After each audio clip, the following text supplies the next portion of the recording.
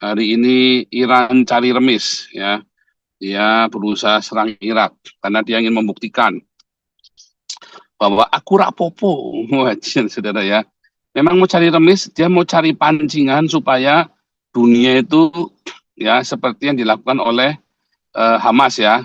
Wah, dunia bersimpati dengan Hamas. Wah, Iran itu mau cari remis seperti begitu tuh.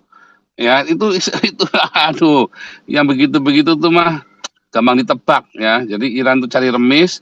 Nah, dia serang tuh pangkalan militernya Amerika yang ada di Irak ya.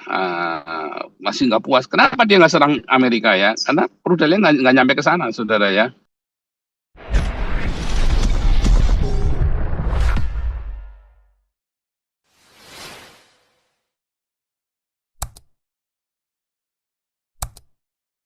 Shalom semuanya yang ada di seluruh dunia. Kita terlambat lagi karena saya lagi kendala dengan internet saya. Di sini kita lagi di jalan. Harusnya internetnya bagus sudah masih ada 30 giga, tapi masih nggak tahu ada error ya. Tadi saya coba telepon Pak Iman, nanti barusan berhasil nelpon, tapi mungkin Pak Iman nggak angkat. Mungkin perlu dipancing. Belum tahu nih masalahnya di mana internetnya, kenapa kita nggak bisa connect. Tapi saya balik ke kantor ya, tadi ke gereja, lalu kita balik, kita coba pakai wifi-nya gereja, ini udah berhasil. Oke, salam semuanya. Hari ini ada yang lebih seru daripada masalah wifi saya, yaitu hari ini Iran cari remis ya. Dia berusaha serang Irak karena dia ingin membuktikan bahwa aku rapopo. Wajar saudara ya. Memang mau cari remis, dia mau cari pancingan supaya dunia itu ya seperti yang dilakukan oleh Hamas ya. Wah, dunia bersimpati dengan Hamas. Wah, Iran itu mau cari remis seperti begitu tuh. Ya, itu aduh, yang begitu-begitu tuh mah gampang ditebak ya. Jadi Iran tuh cari remis. Nah, dia serang tuh pangkalan militernya Amerika yang ada di Irak ya. Masih nggak puas. Kenapa dia nggak serang Amerika ya? Karena rudalnya nggak nyampe ke sana, saudara ya. Itu kan pertanyaan kan, mengapa kalau kamu memang hebat punya rudal balistik antar benua, mengapa kamu tidak kirim rudalmu ke Amerika, kirimnya malah ke Irak, tetanggamu? Aduh, tetanggamu lagi kere, tambah kere lagi ya. Aduh, jadi cari remis tapi blunder judulnya ya. Cari remis tapi blunder. Karena sekarang ini memang sudah tidak bisa ya. Dengan si siapa namanya si Khamenei ini kan sekarang udah nggak jelas ada di mana nih posisinya nih. Semua orang mencari Khamenei ya. Di mana ya, ada di Moskwa dia. Mau di mana lagi? Dan untuk mempertahankan supaya jangan dikudeta, dia harus tunjukkan kegaharannya. Dia kirim ya, waktu kirim serang sana serang sini. Ya dia tidak mikir, wah, tidak mikir bagaimana nanti dampaknya ya bagi bagi seluruh dunia. Dia nggak berpikir dampaknya nanti bagi rakyatnya dia. Ya, wah itu benar-benar orang nggak pakai otak lah intinya lah. Kalau ada orang lihat orang nggak pakai otak, ya dia ini lah, ini orang nggak pakai otak. Ya, dan sangat sangat naif sekali. Ya kalau kita melihat bagaimana eh, si si siapa itu bagaimana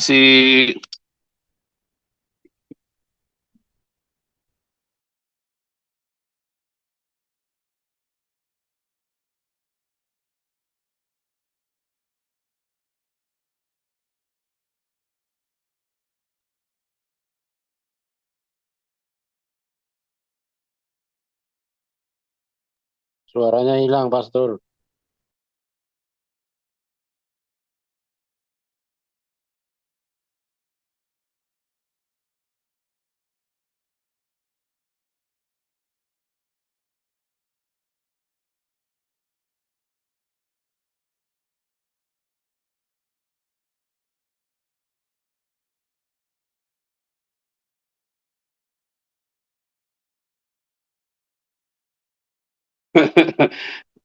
sebenarnya ini akan menjadi tambah blunder bagi eh, apa namanya bagi Iran karena ya sementara kita lihat ya kita nggak tahu ya, ini kan semua permainan catur ya, ini adalah permainan catur siapa mau bagaimana, siapa mau mengalahkan siapa dengan cara bagaimana. Kalau dengan persenjataan Iran udah jelas pasti kalah ya. Untuk persenjataan udah pasti kalah, udah nggak bisa diomong, udah nggak bisa dikomentarin, udah nggak usah dibahas, udah pasti kalah. Kalau masalah persenjataan udah pasti kalah, udah nggak menang. Masalahnya, masalah ini adalah bukan masalah persenjata, bukan senjata amunisi uh, alutsista ya, tetapi ya Pak Tobing bilang ya sering aja sekarang persenjataan itu bukan cuman perang, pistol, granat, misail, ya. Media sosial juga adalah sebuah senjata. Nah, tampaknya Iran itu mau mengikuti jejaknya Hamas, strateginya Hamas tuh. Entah berhasil, entah enggak. Nah, kita lihat apakah pancing apa enggak, ya. Kalau Amerikanya kepancing, ya bisa jadi. Nah, kalau kemarin kan nyaris ya, Israel itu kan nyaris kepancing tuh. Untungnya kemarin Israel bisa ini ya, bisa mainnya bagus ya. Jadi Iran ini kenapa Israel nyerang Iran? Satu, selain karena memang itu musuh bebuyutan. Yang kedua, ya memang si Iran inilah provokatornya sebenarnya. Tapi yang ketiga, mengapa Israel menyerang Iran? Untuk mengalihkan ini isu mengenai Hamas ini, karena isunya sudah terlalu masif. Ya, isu masalah Hamas ini sudah terlalu masif. Makanya Israel perlu mencari pengalih perhatian. Nah, Anda tidak akan dapatkan analisa seperti ini di media-media Indonesia yang on itu, saudara ya. Anda hanya mendapat analisa seperti dari Nabi 26, ya, lulusan Haifa University. Tiga alasan ini ya. Satu, ya memang musuh bebuyutan sejak zamannya Khamenei. Dua, ya karena Iran ini yang mempersenjatai Hamas, Houthi, dan Hezbollah untuk menyerang Israel.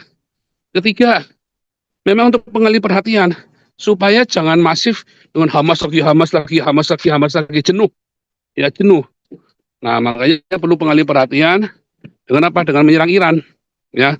Dengan menyerang Iran, kelar tuh mereka tuh dihajar habis-habisan tuh. Nah, ternyata serangan kepada Iran ketika Iran menyangka bahwa dia akan dapat simpati dari dunia internasional, ya ternyata nggak dapat apa-apa, ya. Malah Iran malah dicaci maki, bahkan dicaci maki oleh Uni Eropa, bahkan dicaci maki oleh negara-negara lain. Nah, ini memang taruhannya besar sekali ya, taruhannya bagi Iran. Tadi salah langkah dia nih. Kayak kemarin Hamas, kalau kemarin Hamas tidak melakukan serangan 7 Oktober, ya, maka Hamas mungkin bisa terjadi two-state solution, saudara ya. Tapi Hamas terlalu gegabah, dia serang tuh 7 Oktober dengan cara yang brutal, sehingga speechless, dukungannya nggak bulat. Pun udah sokok sana, sokok sini, perang sana, perang nggak bulat, nggak bisa. Yaitu panggang hidup-hidup, pemerkosaan, penculikan, penyanderaan, dan yang disandra itu bukan warga negara Israel, ya. 40% sandranya di Thailand,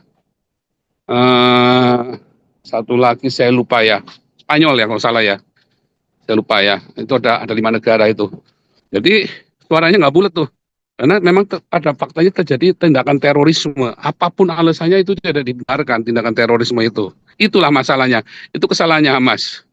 Ya, itu kesalahan fatal yang dilakukan oleh Hamas.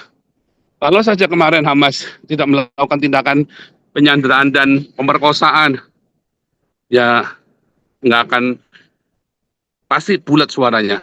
Ya, propagandanya itu kan sudah dipersiapkan di seluruh dunia.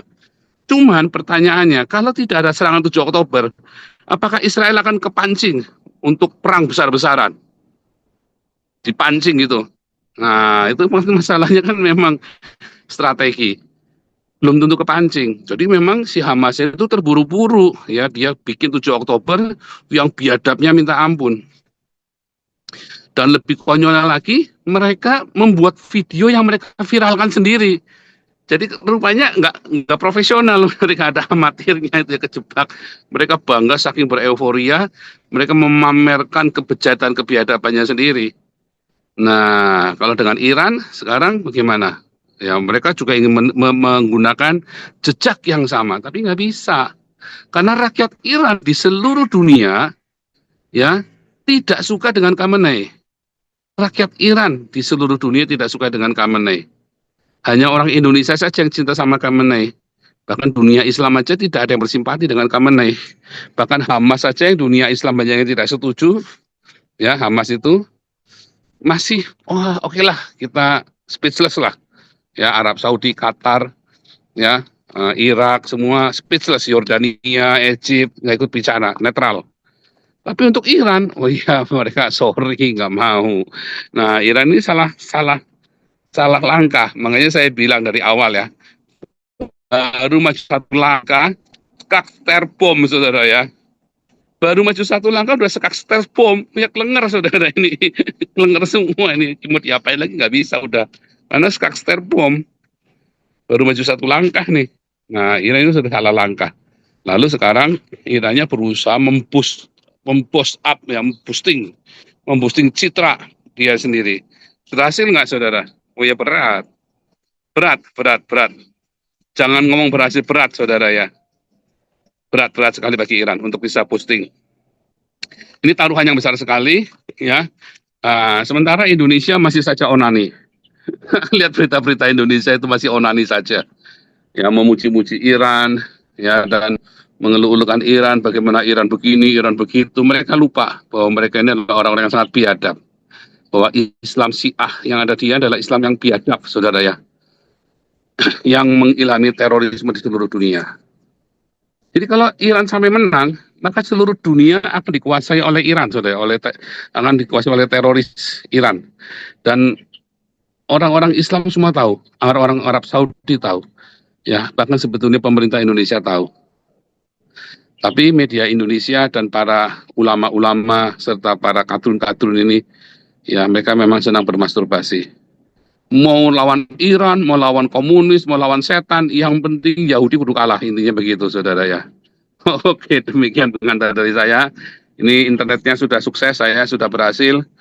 Ya, internetnya sudah sukses, tadi saya sudah bisa mengirim pesan. Ini ada Pak Permesta, Pak Andi, Ibu Dora, Ellen. Saudara, sebelum bicara, ini dulu ya saudara ya. Apa namanya? Browsing dulu di ChatGPT, Meta AI, tanya-tanya dulu, terus nanti ngomong ya, supaya kalau ngomong nyambung ya. Ini kita sambil tunggu Om Bung Toba, Pak Permesta atau Pak Andi bisa masuk dulu. Silakan Pak Permesta atau Pak Andi. Udah jadi co-host ya, Pak Permesta sama Pak Andi ya. Pak Fran juga boleh, kalau bicara semua boleh ya, semua angkat tangan resen. Ini nanti sebentar, Pak TJ lagi di atas, lagi ambil obat. Bentar ya.